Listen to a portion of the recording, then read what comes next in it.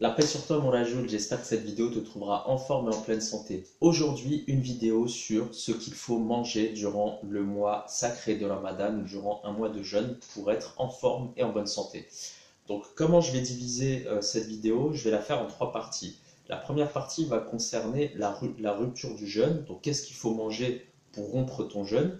La deuxième partie, c'est le repas qui va suivre. Et la troisième partie, c'est le repas du matin qu'on appelle le repas du suhoor, qui est le repas juste avant que l'on rentre dans la période de jeûne où on mange rien, où on boit rien durant le lever jusqu'au coucher du soleil. Donc c'est parti. La première chose à savoir, c'est que au moment de la rupture du jeûne, la tradition et même, on va dire, même au niveau scientifique, hein, il est recommandé de prendre un aliment à index glycémique élevé en très petite quantité et naturelle. Donc quoi de mieux que la date en fait. Il est dans la tradition, il est préconisé de manger des dattes à la rupture du jeûne. Moi, ce que je vais te conseiller, c'est d'en prendre une seule, ça suffit largement. C'est un peu comme si tu prenais un demi-sucre, sauf que là c'est naturel, tu as un certain nombre de vitamines, etc. Tu as un contenu micronutritionnel que tu as dans la date et que tu retrouveras pas dans un sucre. Mais par contre, l'effet sur la glycémie va être le même, voire même être un petit peu plus fort avec la date, puisque l'index glycémique de la date est extrêmement élevé. Donc ce que je vais te conseiller, c'est de prendre seulement une date, de bien la mastiquer et une partie de la date, voire tout si tu le souhaites, le laisser un petit peu sous la langue, d'accord? Ce qui va permettre tout de suite au sucre d'aller directement, d'être absorbé, d'aller directement dans le sang et de pouvoir te donner un petit coup de fouet pour pouvoir passer une soirée tranquille et en forme, d'accord? Surtout pour les rajouls qui ont l'habitude, en dehors du mois de Ramadan, de manger sucré ou beaucoup de glucides, etc.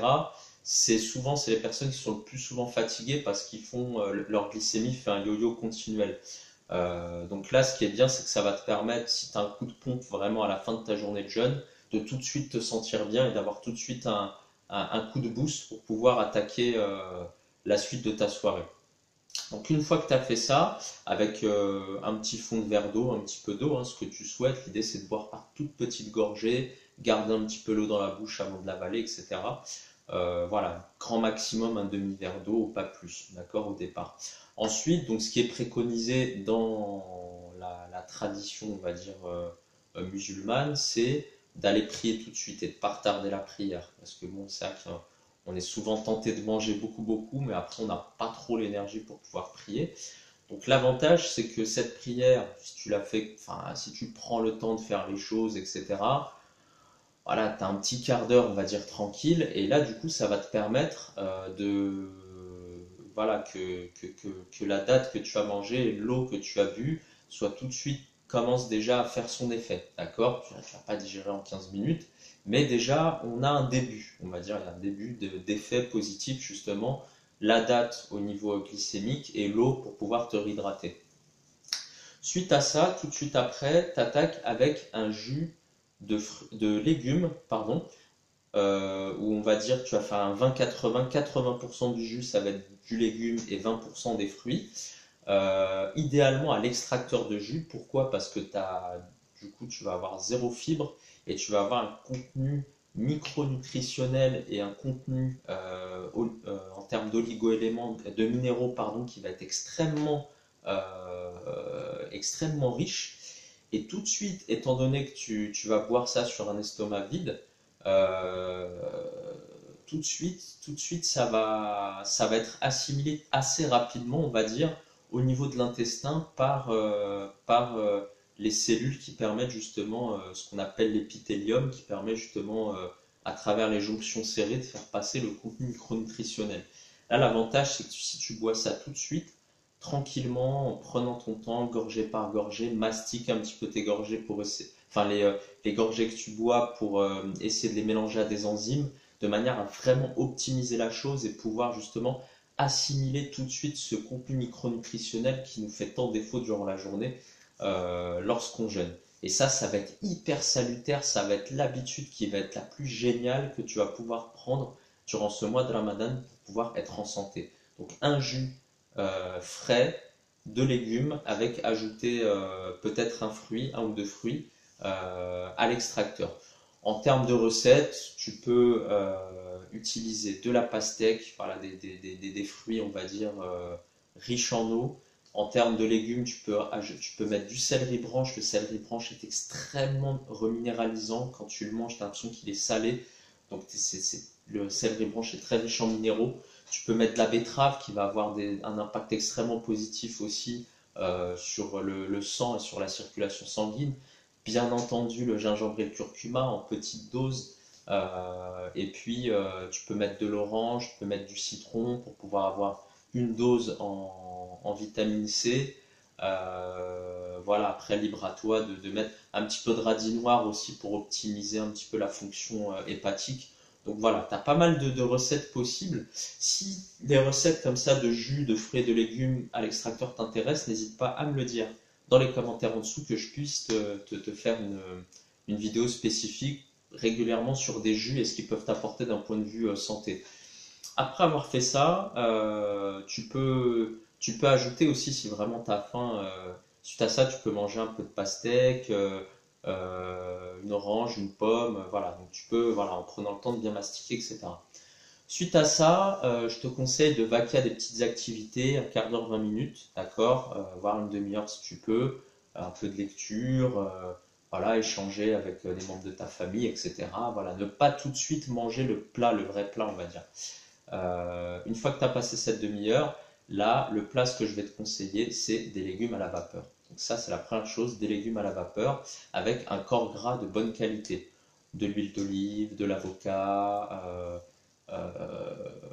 voilà, de l'huile de coco, etc. Donc tout ça, c'est très très bon, ça va être très très bon et très très salutaire, avec une protéine de qualité, en quantité, on va dire, raisonnable, qui te permettent de digérer pour pouvoir manger le matin. Attention, mon l'ajout, là, l'idée, quand c'est des jeûnes longs comme ça où tu manges le soir, logiquement, tu vas perdre du poids, tu vas perdre de la masse musculaire forcément. D'accord? Maintenir sa masse musculaire, etc. C'est un peu compliqué. Euh, Sauf si tu manges beaucoup beaucoup de viande, mais je te le conseille pas parce que l'idée d'un mois de jeûne comme celui-là, c'est de détoxifier le corps, d'accord? Détoxifier, basifier, alcaliniser au maximum son organisme, ok? Parce que Dieu sait comment dire, qu'on acidifie énormément par notre alimentation, nos émotions, nos stress, on produit constamment de l'acide, etc. Ton corps produit de l'acide dès qu'il est en mouvement, hein. Tu réfléchis, acide phosphorique, euh, voilà, tu as, tas de choses, t'as d'acide, l'acide lactique quand tu fais du sport, etc., etc. Bref, je digresse. Donc, une fois que tu as fait donc, ce repas, donc légumes, corps gras de qualité et protéines. Donc la protéine, ça peut être des œufs, d'accord, des œufs bio, avec un jaune coulant, hein, pas, voilà, on ne fait pas cuire l'œuf à fond, d'accord, le jaune doit rester coulant. Un bon morceau d'escalope de poulet biologique, par exemple, un bout de colin, donc de la viande non grasse, d'accord, de la viande, des produits carnés non gras, sauf l'œuf qui est assez digeste, mais on évitera l'agneau, le mouton, le bœuf, vraiment faire attention pas qu'il soit trop gras, etc. Pourquoi? Parce que c'est très très très très long à digérer, d'accord? Donc soit tu fais ça, soit si tu le souhaites aussi, tu peux faire un repas, on va dire, un peu plus vegan, où là tu vas faire la part belle aux oléagineux, et puis pour pouvoir avoir un taux de protéines qui soit quand même acceptable, tu peux manger des oléagineux avec du riz, et puis tu vas ajouter des légumes non amidonnés, non amidonnés ou non amidonnés, je ne sais plus comment on dit. Donc par exemple tout ce qui est les légumes à feuilles, épinards, etc. Pour pouvoir maximiser la digestion et pas avoir double amidon avec justement le riz et puis comment dire, les tubercules. Et en plus de ça, des oléagineux donc qui va alourdir la digestion. Donc des légumes feuilles, donc épinards, choux, blé, tout ce que tu veux, avec du riz ou du sarrasin décortiqué ou du cacha par exemple, et des oléagineux, donc ça peut être des noix de cajou, des amandes, voilà, tu y vas, t'assaisonnes sec des épices comme tu le souhaites. Par contre, tu mets pas d'huile ni de corps gras avec parce que tu as déjà du gras dans les oléagineux, donc ça ferait double emploi et ça va limiter l'assimilation et la digestion. Une fois que tu as fait ça, donc tu as eu ton repas, tu t'arrêtes là-dessus. Tu peux attendre un petit peu, voilà, si tu fais des prières nocturnes et tout. Là, par contre, tu vas pouvoir boire de l'eau régulièrement. Tu vas prendre ta bouteille avec toi, tu bois, tu bois. Donc là, par contre, il faut vraiment y aller au niveau de l'eau, hein, l'eau minérale, ou bien de l'eau tu passes de l'eau du robinet que tu as passé au charbon actif, par exemple. Après, donc on se lève le matin. Donc là, par contre, je te conseille de te lever 1 heure avant. Beaucoup, malheureusement, de la joue se lèvent pile poil 3 minutes avant, 4 minutes, 10 minutes, un quart d'heure. Ils mangent rapidement sans mastiquer, ils boivent, ils boivent, ils boivent, ils prient, ils vont se coucher. Donc l'idée, c'est vraiment de prendre le temps là encore, tu vois, pour pouvoir avoir le maximum de... Pas mettre du stress digestif, parce qu'en plus ton corps ne comprend pas, il voit, il est 3 heures 4 heures du mat, tu vois des aliments qui rentrent non mastiqués, etc., puis il ne comprend pas. Certains en plus mangent solide, des vrais plats, j'ai entendu des couscous, des chorbas, tout ce que tu veux. Donc faites attention à ça. Le matin, faire la part belle aux fruits surtout. Euh, Aux fruits denses entre guillemets. Donc la banane, la poire, euh, voilà ce genre de fruits qui sont assez costauds et qui sont riches en contenu micronutritionnel. Donc commencez par ça. Si tu peux même, tu peux reboire un verre de jus de légumes que tu as fait la veille, si tu en as fait 1 litre. Moi c'est ce que je fais en général. Tu bois d'abord un verre de jus de légumes. Ensuite, tu te refais 2 grands verres d'eau. D'accord? 2 grands verres d'eau. Tu prends ton temps pour boire, vraiment très progressivement. Tu laisses un petit temps. Tu manges des fruits. Là, tu vas. Tu peux manger 2, 3, 4 fruits en fonction de ton appétit du matin. Et puis là, après, s'il te reste de la place, surtout si tu as un rajout qui avait l'habitude de consommer beaucoup de glucides pour éviter les hypoglycémies, tu vas manger par exemple des flocons de sarrasin. Par exemple, des flocons de sarrasin que tu auras fait tremper la veille au préalable avec quelques baies de goji histoire que ça passe. Voilà, donc des flocons de sarrasin. Tu peux manger des flakes de sarrasin, ça existe aussi. Des tartines de sarrasin, ça peut être bien. Avec quelques oléagineux pour tenir au corps. Là, les oléagineux, tu peux envoyer. Si tu vois que prends bien le temps de les mastiquer, parce que ça reste des corps gras et manger des corps gras à 3-4 heures du matin, c'est pas évident pour l'organisme. Mais si c'est bien mastiqué, il n'y a pas de souci. Donc t'en manges une quantité correcte, une petite poignée, voilà, et dès que tu sens que tu es bien, pas non plus être complètement bourré, dès que tu sens que tu es bien, bah, tu t'arrêtes et puis tu vas vaquer à tes occupations, prier, te rendormir avant d'aller au travail, etc. Voilà mon rajout, j'espère que cette vidéo t'a été profitable, n'hésite pas donc à mettre un pouce bleu si elle t'a plu, à la transférer, la partager autour de toi, si tu penses qu'elle peut aider des rajouts autour de toi, et puis à mettre tes commentaires, parce que comme tu sais, c'est ma matière première, et puis si tu souhaites que je traite certains sujets, n'hésite pas à l'indiquer également en dessous. Je vous souhaite un bon mois de Ramadan et Rajoul, et voilà, que ce mois vous apporte la sérénité, qui nous permette à tous d'être pardonnés de nos péchés. Et puis voilà, tout simplement, qu'on puisse en tirer du bon, du bénéfice, du bienfait pour nous et nos familles. Je voulais te dire un truc, j'ai complètement zappé.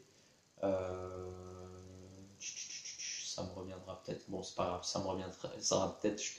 Si ça me revient, je te le dirai dans une autre vidéo.